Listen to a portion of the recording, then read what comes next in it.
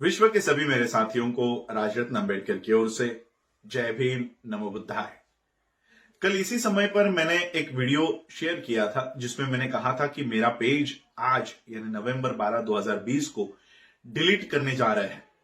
और ये ईमेल मुझे 2 दिन पहले प्राप्त हुआ था जब मैंने ये वीडियो बनाकर आखिरी वीडियो बनाकर मैंने आप लोगों तक ये जानकारी देने की कोशिश की कि कल से शायद मैं आप लोगों के बीच फेसबुक पेज के माध्यम से ना आ सकूं।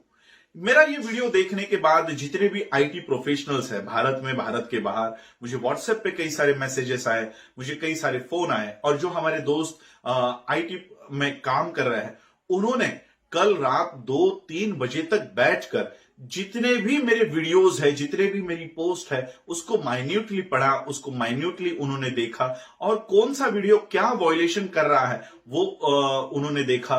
इतने सारे नोटिफिकेशंस मुझे आती है, कितने सारे तो मैसेज मुझे आते हैं, मैं सबको रिप्लाई तक नहीं कर पाता। इतने सारे नोटिफिकेशन, एक दिन में मुझे इतने सारे नोटिफिकेशंस आते हैं, तो ये सारे नोटिफिकेशंस देख पाना नामुमकिन हो जाता है मेरे लिए।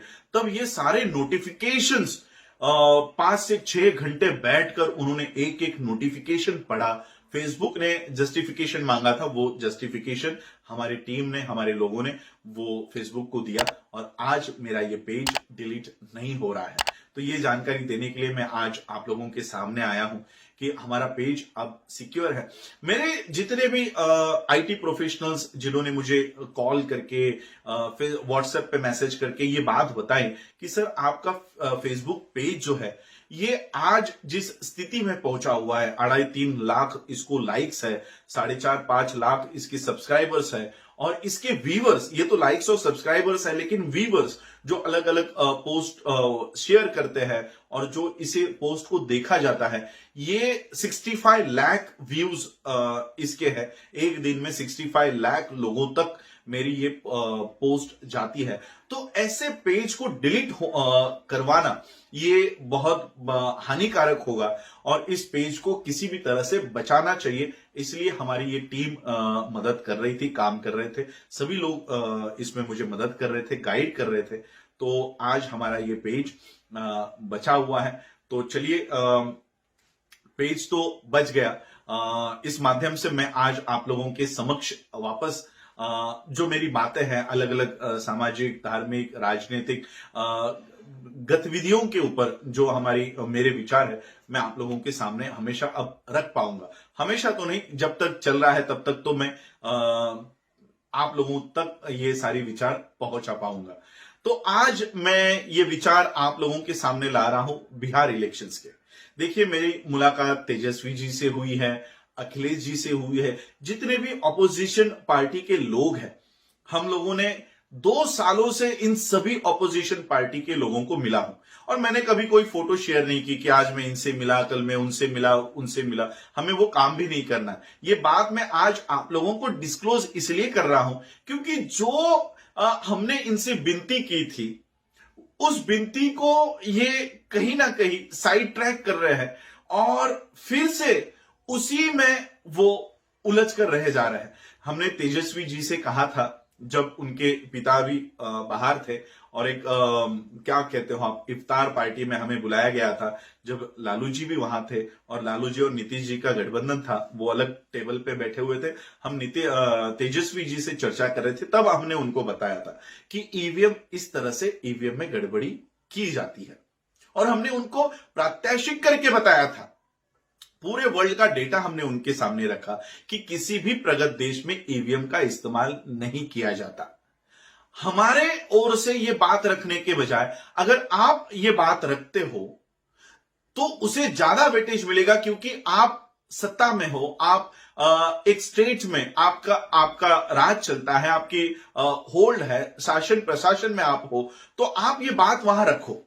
उन्होंने हमारी सारी बातें सुनी। अखिलेश जी से भी मेरी ये बात हुई है, उनके घर पर मेरी ये चर्चा हुई है ईवीएम के संदर्भ में। लेकिन हम देखते हैं कि कहीं ना कहीं हम उनको ये सजेशन देने के बावजूद भी वो उसी ट्रैप में फंस जाते हैं जिस ट्रैप को बिछाया गया है। और बीजेपी और कांग्रेस ये चाहती है कि आप इसी ट्रैप में आकर फंस जाओ। देखो, ईवीएम का जो गड़बड़ी है, ये गड़बड़ी या ये ईवीएम मशीन लाई ही कांग्रेस ने है। और हम देखते हैं कि कांग्रेस सत्ता से बाहर निकल रही है, तो कहीं ना कहीं कांग्रेस भी इसका इफेक्ट महसूस कर रही है। कांग्रेस को इसका कोई इफेक्ट नहीं है, क्योंकि आज जो पॉलिसीज देश में बनाई जा रही है, ये वही पॉलिसीज है जो कांग्रेस एक समय में इस देश में इंट्रोड्यूस कर रही थी। एफडीआई का बिल इंट्रोड्यूस लाया गया था कांग्रेस द्वारा, वो लागू किया बीजेपी ने। ये सारा जो भी इस देश में पॉलिसीज बनाई जा रही है, ये कहीं ना कहीं कांग्रेस की पॉलिसीज है। इसलिए कांग्रेस को ईवीएम में अपने वोट नहीं भी मिले, तब भी पॉलिसी संसद में उन्हीं की बनाई जा रही है। और इसलिए हमने जितने भी विपक्ष के नेता हैं, इन लोगों को एक होने की मांग की थी कि आप लोग एक होकर लड़ो। आप लोगों के पर्सनल एजेंडा कुछ भी हो, बीएसपी हो, यहां पर सपा हो, ये सब लोग एक होकर आप लोगों को लड़ना होगा, क्योंकि आप जिसके सामने लड़ रहे हो वो फैसिज्म को इस देश में लागू करना चाहता है। आप लोग अपने अपनी पार्टियों को बचाने के चक्कर में लगे हो, अपने अपने वोटों को बचाने के चक्कर में लगे हो, सीटों के बचाने के चक्कर में लगे हो, लेकिन इस देश का पूरा लोकतंत्र ही खतरे में है। अब हमको अपनी सीटों को बचाने के बजाय लोकतंत्र को बचाने के लिए आगे आना होगा, क्योंकि जब तक लोकतंत्र इस देश में है तब तक आपकी सीटें सुरक्षित है। अभी फिलहाल इस विश्व का सबसे बड़ा इलेक्शन हुआ। इस विश्व में, सिर्फ भारत में ही नहीं, इस विश्व में सबसे ज्यादा पावरफुल जो है वो है United states, United Nations. United states के इलेक्शंस में आज भी पर्ची से, कागज के ऊपर वोट डाले जाते हैं। सोचिए, इतना प्रगत देश और इतना बड़ा देश, इतना बड़ा खंड, आज वो अपने देशों में पर्ची के माध्यम से इलेक्शन करवाता है। और भारत जो टेक्नोलॉजी में सबसे पिछले पायदान पर है, वो देश ईवीएम का इस्तेमाल कर रहा है। तो हम ये मांग क्यों नहीं उठाते कि ईवीएम को इस देश से बैन करवाना चाहिए? हमने ये मांग उठाई, बल्कि जब मैंने यूनाइटेड नेशंस में ये प्रोटोकॉल, ये जो सारा पिटीशन हमने जब डाला, तब हमारे ही कुछ लोग आगे आकर इसका विरोध कर रहे थे। मैंने उस समय यह कहा था कि हमने ईवीएम के खिलाफ पिटीशन इंटरनेशनल कोर्ट में डाली है। इसका विपर्यास भारत के लोगों ने क्या किया कि इंटरनेशनल कोर्ट ऑफ जस्टिस में यह केस बनता ही नहीं। अरे, भारत के बाहर अगर पाकिस्तान के कोर्ट में भी अगर कोई बात डलती है तो भारत के हिसाब से वो इंटरनेशनल कोर्ट में चली गई है, और हम तो यूनाइटेड स्टेट्स के कोर्ट में डाल रहे थे। और ऐसा प्लेटफॉर्म जो सिर्फ और सिर्फ पॉलिटिकल सेफगार्ड्स को, पॉलिटिकल राइट्स को सेफगार्ड्स करने के लिए बनाया गया है।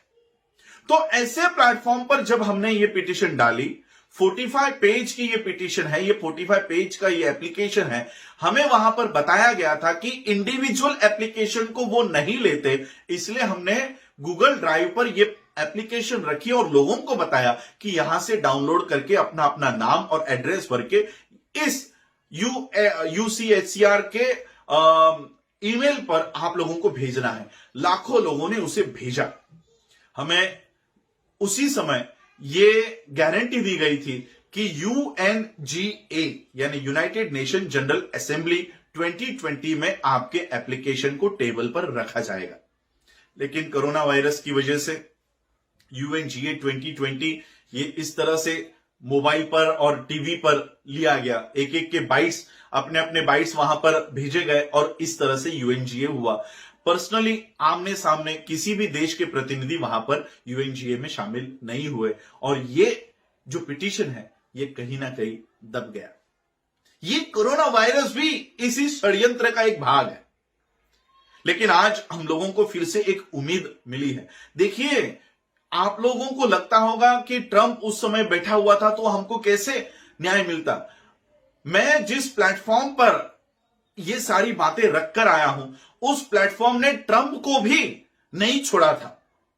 यूएससीआईआरएफ ने जब ट्रंप यहां पर जनवरी महीने में आए थे और फिर से जब वो अपने हेडक्वार्टर पे गए, यूनाइटेड स्टेट्स में गए, तब यूएससीआईआरएफ ने उन्हें भी फटकार लगाई थी कि भारत में रिलीजियस, इस तरह से धार्मिक जब इनके ऊपर अत्याचार हो रहा है उसके ऊपर आपने एक भी शब्द क्यों नहीं कहा? तो ये ऐसा प्लेटफॉर्म है कि यूएस प्रेसिडेंट को भी नहीं छोड़ता। यहां से हमें उम्मीद थी, लेकिन ये कोरोना वायरस की वजह से हमारा ये पिटीशन कहीं ना कहीं गुम हो गया।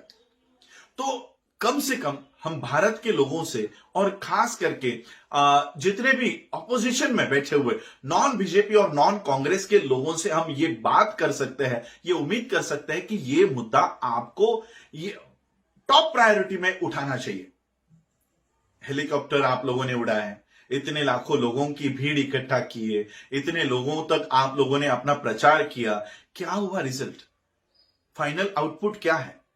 करोड़ों रुपए आप लोग उसको जला रहे हो, करोड़ों लोगों की भावनाओं को दुखा रहे हो, उनकी ह्यूमन रिसोर्सेस को वेस्ट कर रहे हो, अपने समय को वेस्ट कर रहे हो, अपने एनर्जी को वेस्ट कर रहे हो। इतनी ताकत भी नहीं, इससे 1/4 भी ताकत आप ईवीएम को हटाने में अगर लगा देते हो तो आपके सच्चे प्रतिनिधि संसद में बैठ सकते हैं, असेंबलीज में बैठ सकते हैं।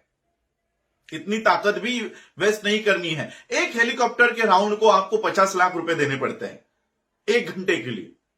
50 लाख से 1 करोड़ रुपए तक आप लोगों को सिर्फ हेलीकॉप्टर के उस चक्कर के लिए डालने पड़ते हैं। 50 लाख 1 करोड़ रुपए ये आधे घंटे के लिए डालने के बजाय यही रिसोर्सेस अगर उस ईवीएम को हटाने के लिए लगाते हो तो सही मायने में आप जो खर्चा कर रहे हो इलेक्शंस में वो काम में आएगा। वरना कितना भी खर्चा कर लो, अब यूपी के इलेक्शंस आएंगे, अब वेस्ट बंगाल की इलेक्शंस आएंगे और फिर से आप लोग लग जाओगे, काम पर लग जाओगे। एक भी नॉमिनेशन तब तक फाइल मत करो जब तक ईवीएम इस देश में है। बीएसपी के हेड को मैं बताना चाहूंगा, सपा के हेड को बताना चाहूंगा, वहां पर तृणमूल कांग्रेस के हेड को बताना चाहूंगा कि अगर सही में आप इस देश के लोकतंत्र को बचाना चाहते हो तो एक भी फाइल नॉमिनेशन नहीं होना चाहिए। और नॉमिनेशन फाइल करके मतलब क्या है? आपके लोग तो चुनकर आने नहीं दिए जाएंगे। जब आपके लोग चुनकर आने ही नहीं वाले हैं तो नॉमिनेशन क्यों फाइल करना है? कम से कम आप ये बात बता सकते हो कि जब तक ईवीएम है हम एक भी कैंडिडेट, और ये कौन कह रहा है? छोटी मोटी पार्टियां नहीं, इस देश की अपोजिशन की पार्टियां ये कह रही है कि हम एक भी नॉमिनेशन फाइल नहीं करेंगे, एक भी उम्मीदवार का पर्चा नहीं भरेंगे। जब ये मूवमेंट देश में शुरू हो जाएगी, ईवीएम साल भर में ही इस देश से निकल जाएगी। आपको लगता है इलेक्शन कमीशन ऑफ इंडिया निष्पक्ष है? शायद मेरे ये वीडियो से फिर से मुझे धमकी ना आ जाए कि आपका वीडियो, आपका फेसबुक डिलीट कर दिया जाएगा। होने दो। क्या इलेक्शन कमीशन ऑफ इंडिया आपको लगता है निष्पक्ष है? क्या बिहार में जिस कलेक्टर के माध्यम से ये इलेक्शंस कंडक्ट करवाई जा रही थी, क्या आपको लगता है वो कलेक्टर निष्पक्ष है? मुझे पूछो कलेक्टर कैसे काम कर रहे थे। गाजियाबाद में बौद्ध धर्म की दीक्षा होने के बाद कलेक्टर उन बौद्ध दीक्षार्थियों को उनके पैर पकड़ के कह रहा है कि आप हिंदू धर्म में वापस आ जाओ। क्या ये कलेक्टर का काम है? तो हमें पता है ये कलेक्टर क्या काम करते हैं और कैसे काम कर रहे हैं। किनके ऊपर विश्वास रख रहे हो आप? Election Commission of India, collectors, courts, क्या ये आपको न्याय देंगे? ये कोई पर्सनल मुद्दा नहीं है कि ये बीएसपी का मुद्दा है तो सपा ने उठाना नहीं चाहिए। कांग्रेस इस मुद्दे को नहीं उठाएगी, बीजेपी इस मुद्दे को नहीं उठाएगी, और बीजेपी के जो मित्र पक्ष है वो भी नहीं उठाएंगे। जो लोग इससे अफेक्टेड है, तेजस्वी ने आगे आकर इस मुद्दे को उठाना चाहिए, अखिलेश जी ने आगे आकर इस मुद्दे को उठाना चाहिए, मायावती जी ने इस मुद्दे को उठाना चाहिए, इवन ममता बनर्जी से भी मैं अपील करूंगा। और मैं इन लोगों से मिल रहा हूं, ऑलरेडी मैं तेजस्वी जी से, अखिलेश जी से इस मुद्दे के ऊपर मिला हूं। लेकिन फिर वही होता है कि हम एक्सेप्ट कर लेते हैं कि हां ये गड़बड़ी तो हुई है, और फिर वही उसी मार्ग पर चलते हैं जिसमें हम फंसने वाले हैं। अरे इतना रिसोर्सेस, आपके पार्टी का फंड, बीजेपी को तो प्रधानमंत्री जो योजना चल रहा है उससे फंड दे रहे हैं, आपकी पार्टियों को फंड कहां से आएगा? ये जो गरीब लोग हैं वही तो आपको फंड देते हैं, 10-10 रुपया, 50-50, 100-100 रुपया देकर फंड देते हैं। आपको फंड कहां से आएगा? क्या आपके लोग सत्ता में बैठे हैं? तो आप अपनी तिजोरियां खाली कर रहे हो। जब आपका फंड ही खत्म हो जाएगा, गाड़ी में पेट्रोल ही नहीं होगा, तो गाड़ी आगे खिसकेगी नहीं, गाड़ी आगे चलेगी नहीं, एक जगह पर ठप हो जाएगी। कुछ सालों में आपकी सारी पार्टियां ठप हो जाएंगी।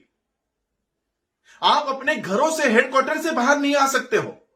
आपके फंड्स के ऊपर ताला लग जाएगा और जिनके पास फंड है उनके ऊपर सीबीआई बैठ जाएगी, उनके ऊपर ईडी बैठ जाएगा। तब क्या करोगे? आगे चलकर घरों में ही कैद होने के बजाय, अपने अपने हेडक्वार्टर में ही कैद होने के बजाय, आज अगर प्रॉपर तरीके से आंदोलन करते हो तो ही अपनी पार्टियों को आप बचा सकते हो। और जितने भी ये पार्टियां हैं, ये सारी बहुजनों की है जो खतरे में है। ब्राह्मणों के पार्टियों से बीजेपी को और कांग्रेस को कोई डर नहीं है। हम नहीं आते तो आप आ जाओ।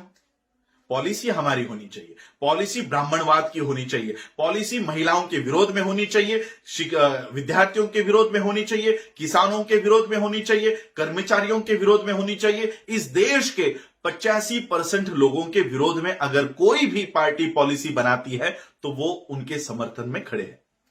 बीजेपी के लोग खड़े हैं, कांग्रेस के लोग खड़े हैं। और इसलिए मैं आप लोगों से यही विनती करना चाहता हूं। पर्सनली मैं फिर से सबसे यही कहूंगा, मिलने जाऊंगा कि ये आंदोलन उठाओ। ईवीएम जब तक भारत में है, क्योंकि देखो इन लोगों ने हमें भारत में कैद करके रखा हुआ है। मैं खुद द नेदरलैंड्स जाना चाह रहा हूं, लेकिन यहां से मुझे द नेदरलैंड्स जाने के लिए परमिशन नहीं मिल रही।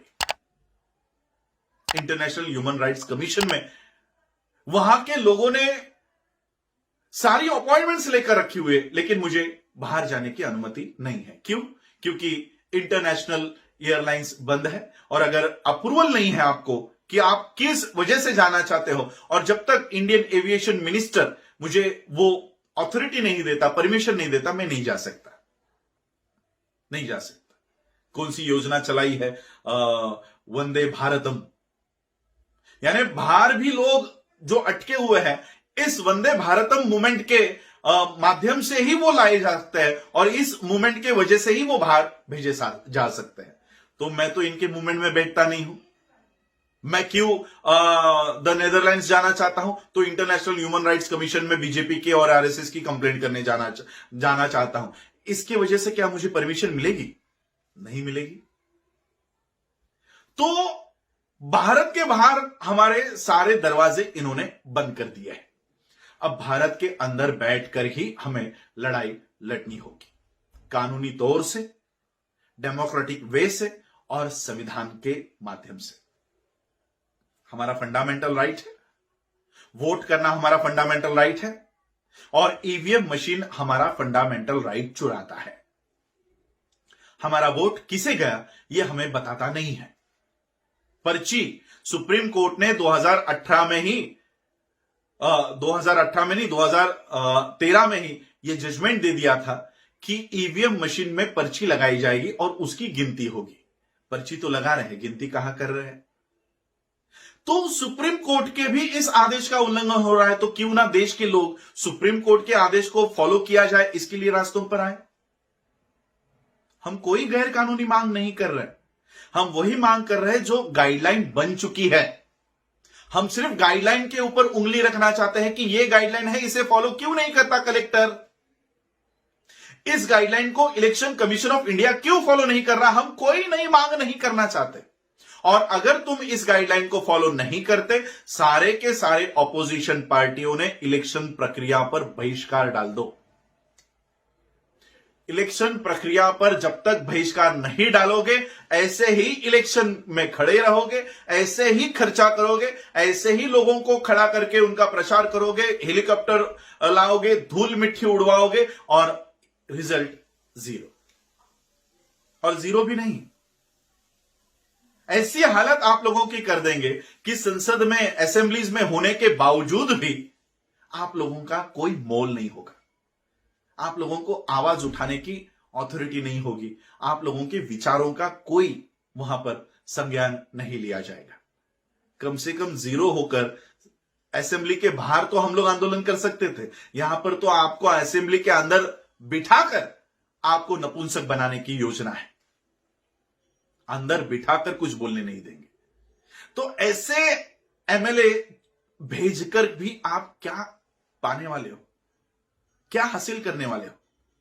मेरी फिर से आप लोगों से विनती है, जितने भी नेशनल लेवल पर ऑपोजिशन पार्टियां हैं, आज चाहे महाराष्ट्र में शिवसेना हो, राष्ट्रवादी हो, चाहे वो देश भर की पार्टियां हो, बीएसपी हो, सपा हो, इनके अलग अलग स्टेट्स में इनका प्रेजेंस है। ये अलग अलग स्टेट्स में इनके शाखाएं हैं, इनके कैंडिडेट्स खड़े होते हैं। नेशनल लेवल की पार्टियों ने अगर ये बयान जारी कर दिया कि जब तक ईवीएम है, चलो ईवीएम है आप मानते हो, तो ईवीएम के साथ पर्ची की गिनती जब तक नहीं होती, दो ऑप्शंस है, एक तो पर्ची की गिनती करवाओ, अगर पर्ची की गिनती नहीं कर रहे हो तो फिर ईवीएम हटाकर सिर्फ पर्ची के ऊपर ही ये वोटिंग सिस्टम लागू किया जाए। इलेक्शन कमीशन कहता है, कलेक्टर कहता है कि पर्ची गिनती में समय लग जाता है। अरे आपको सही निर्णय चाहिए या जल्दी निर्णय चाहिए? जल्दी निर्णय के बदले में हम सही निर्णय को ठुकरा रहे हैं। इसलिए हमें जल्दी निर्णय नहीं चाहिए, सही निर्णय चाहिए। इसलिए पर्ची की गिनती करने की मांग उठानी होगी। अगर यह मांग नहीं उठाते हो तो पूरी की पूरी ईवीएम ही बर्खास्त हो और ईवीएम से इस देश में वोटिंग ना हो। ये मांग नेशनल लेवल पर उठनी चाहिए। जब ये मांग पार्टियों की ओर से उठेंगी, जब ये मांग, देखो आप लोग जैसे ही ये बयान दोगे या जैसे ही ईवीएम के अगेंस्ट में बात करोगे, ये मीडिया आपका नहीं है। मीडिया आप लोगों को मूर्ख बताएगा, मीडिया आप लोगों को कहेगा कि आप लोग अब हार गए हो, इसलिए आप ईवीएम के खिलाफ बोल रहे हो। तो उसी मीडिया को कहो कि हम तो वही बात कह रहे हैं जो इस देश की गाइडलाइंस बना दी गई है कि ईवीएम के साथ जो पर्ची लगी है, जो पेपर ट्रेल लगा हुआ है, उसकी गिनती क्यों नहीं कर रहे हो? यूएस में 5 दिन लगातार 24 आवर्स काउंटिंग चल रही थी। तो क्या आप यूनाइटेड स्टेट्स से भी बड़ा देश हो? क्या भारत यूनाइटेड स्टेट्स से भी बड़ा है? और क्या सभी स्टेट्स में एट ए टाइम इलेक्शंस होती है? बिहार में 243 सीट्स पर क्या हम 24 आवर्स में क्या काउंटिंग नहीं कर सकते पर्चियों की? तो हमें इस तरह से इंटेलेक्चुअल मांग करनी है। सिर्फ भावनिक आधार पर आंदोलन करने के बजाय वैचारिक आंदोलन इस देश में खड़ा करो। हर एक नागरिक आप लोगों का साथ देगा, हम आप लोगों के साथ है। और ये मांग, क्योंकि जब तक ईवीएम है आप लोगों की सत्ता नहीं आएगी, कितनी भी कोशिश कर लो। और जाते जाते मैं थोड़ी सी उम्मीद आप लोगों से करना चाहता हूं कि आप लोगों में जितना भी ईगो है, जितना भी जो भी आप लोगों की पर्सनल क्लैशेस होंगे, वो हम बाद में सॉल्व कर लेंगे। लेकिन आज अगर आप इस देश के लोकतंत्र को बचाने में अगर नाकामयाब हो गए, तब आपका ये ईगो तो कहीं रहेगा नहीं, बल्कि आपकी वो पार्टियां भी नहीं रहेगी, सिर्फ अपने छोटे से ईगो की वजह से। इस देश का, चाहे वो बीएसपी हो, सपा हो, मुस्लिम हो, शेड्यूल कास्ट के लोग हो, हमको एक होकर लड़ना होगा। इस देश का हिंदू, जिसे हम एससी, एसटी, ओबीसी कहते हैं, आज ये भी सताए जा रहे हैं। इनको भी महाराष्ट्र में देखो, आज हिंदू महाराष्ट्र में रास्तों के ऊपर है। क्यों? क्योंकि उनकी हालत इतनी खराब कर दी गई है कि 70 सालों के बाद जो इस देश के हुक्मरान हुआ करते थे, आज वो आरक्षण मांगने के लिए रास्तों पर आ गए हैं। इस देश में ब्राह्मणी व्यवस्था ने इस देश के एससी, एसटी, ओबीसी, मराठाओं को भी मांगने वालों के कतार में लाकर खड़ा कर दिया है। इसलिए अपने अपने ईगो साइड में रखकर हम लोगों को एक होकर, ये कोई पॉलिटिक्स अब रहा नहीं है। हमें अपने अपने राजनीतिक पार्टी को मजबूत करने की यह लड़ाई नहीं रही है। अपनी पार्टी कब मजबूत होगी? जब इस देश का लोकतंत्र मजबूत होगा। जब लोकतंत्र ही नहीं होगा तो आपकी पार्टी कहां होगी? पार्टी बनाने का अधिकार आपको लोकतंत्र देता है। इसलिए हर पार्टी की यह जिम्मेदारी होगी। और मेरे ख्याल से जब पार्टी का आप गठन करते हो तो पहले ही पन्ने पर आप ये शपथ लिख कर देते हो कि हम इस देश के लोकतंत्र को मजबूत बनाने की शपथ खाते हैं। तो कहां गई आपकी ये शपथ?